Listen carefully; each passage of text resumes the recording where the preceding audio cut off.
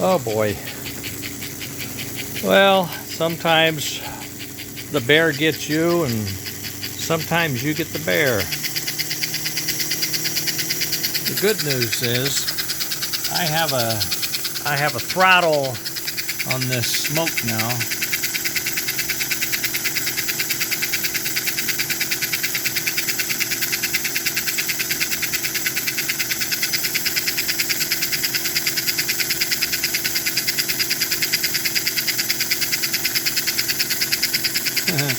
Well, I knew how to adjust it, I do.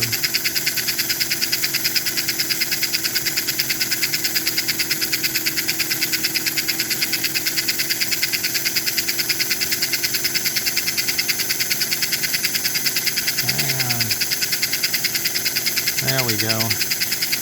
Now we're getting a little thinner. Now we're getting a little thicker. You get a happy medium.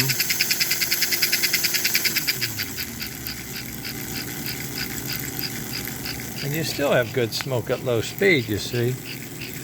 I mean, you can get more smoke, but I don't know. Moms and stuff, yeah, they get after it. I think that's pretty nice. I think that's pretty nice. Oh yeah. Oh yeah, she cleaned up pretty good. Pretty good.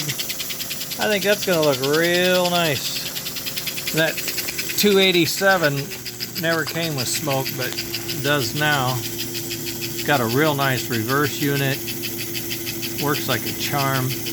Real clean wheels. I went ahead and put the weight in.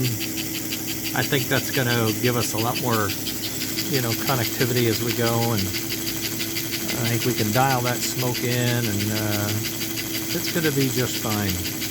I think that reverse unit, I don't want to do it while I'm running, but I think this reverse unit just sort of fits on there. This comes down in the middle, if I'm not mistaken, and if the creaks don't rise, somehow you fit that on.